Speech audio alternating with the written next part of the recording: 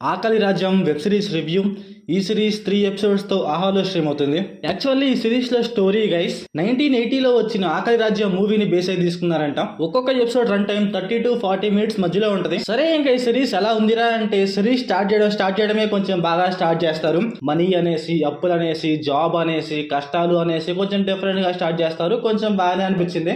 Main thing guys comedy. Series లో చాలా వరకు కామెడీ మీద తీసుకెళ్తా ఉంటారు. అంటే స్టార్టింగ్ లో ఈ కామెడీ ఏదైతే ఉందో కొన్ని సీన్స్ లో వర్కౌట్ అవుద్ది. అలాగే కొన్ని సీన్స్ లో అయితే మరీ అంత గొప్పగా వర్కౌట్ అవ్వదు. మూవీలో వీళ్ళు ఏదో బిజినెస్ పెట్టేద్దాం అనేసి ఏదో మనీ కోసం తిరుగుతూ ఉంటారు.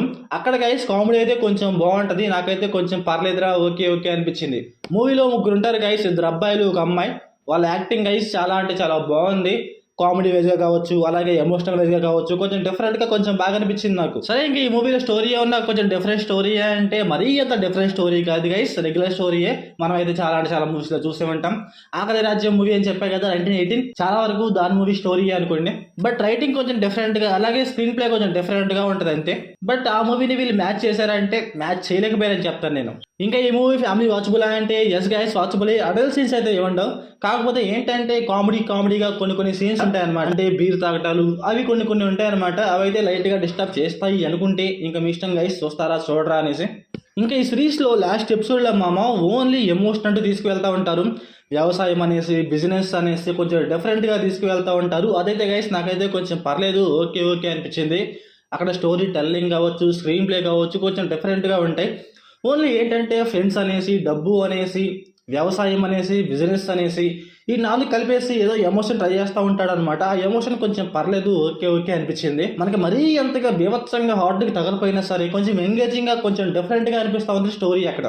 ఈ స్టార్టింగ్ లో 1 and 2 ఎపిసోడ్ లో ఏంటంటే కామెడీ అంటూ అలాగే ఎమోషన్ కూడా అంటారు సెకండ్ హాఫ్ లో.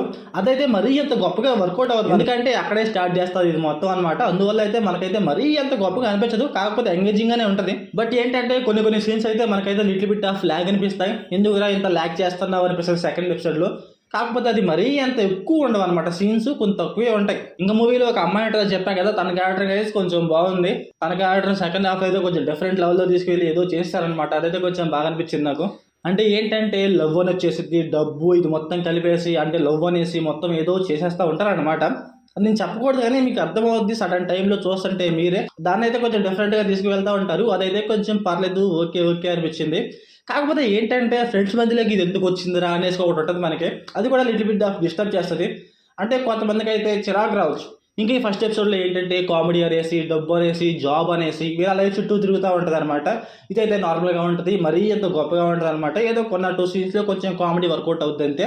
ఫస్ట్ ఎపిసోడ్లో అయితే నార్మల్గా స్టోరీ వెళ్తూ ఉంటుంది, మరీ అంత గొప్పగా ఉంటుంది. ఇంకా మూవీలో డైరెక్షన్స్, విజువల్స్ ఇవన్నీ పర్లేదు గైస్, బాగానే ఉన్నాయి.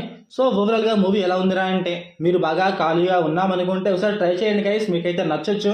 ఆ కామెడీ సీన్స్ అలాగే లాస్ట్ ఎపిసోడ్లో ఎమోషన్ కొంచెం పర్లేదు అనమాట, కొంచెం బాగుంటాయి. ఒకసారి ట్రై చేయండి ఖాళీగా ఉంటే. సో మీరు మూవీ చూసుకుంటే మీకు ఇలా అనిపించిందో కామెంట్ చేయండి. So thanks for watching.